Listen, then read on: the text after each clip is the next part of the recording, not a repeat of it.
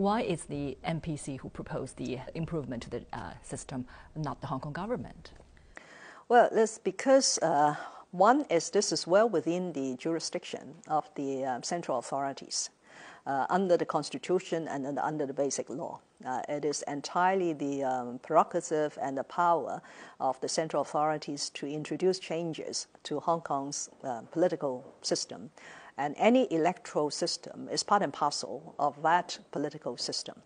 Secondly, is since 1997, Hong Kong has 3 rounds of changes to the way the chief executive were to be elected and the legislative were to be formed.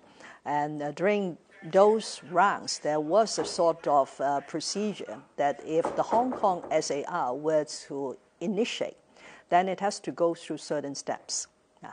But with the current environment in Hong Kong and the timing that we have just discussed is very tight timing, it is almost impossible for this change to take place through that Hong Kong SARG initiated process, let alone whether it will succeed.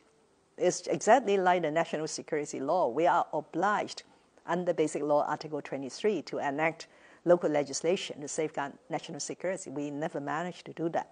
So ultimately, because of the very worrying situation, the central authorities have to come in. So this time is exactly the same. And I have to express thanks to the central authorities for doing this for us, because this will give us the needed stability and certainty to move on. The implementation of the MPC decision in Hong Kong will take some time. So what kind of work will be involved, and is there any rough timetable? The rough timetable is everything has to be completed within the next 12 months because the chief executive has a term of 5 years. And the current chief executive, that is myself, my term will end in June next year. So normally the election of a chief executive will need to take place in March.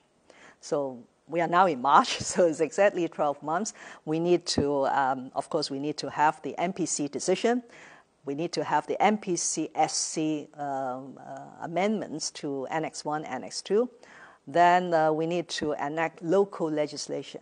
There are at least 20 pieces of local legislation, both the principal legislation and the subsidiary legislation, that will need to be amended consequentially. And then we need to put in place the electoral arrangements like voter registration and nomination of candidates, and then the polling day. So all these have to take place within the next 12 months. That is the timetable. And you can imagine it's a very, very tight timetable. But I will make sure that my team will put in every effort, put this at the top of our agenda in order to achieve this objective.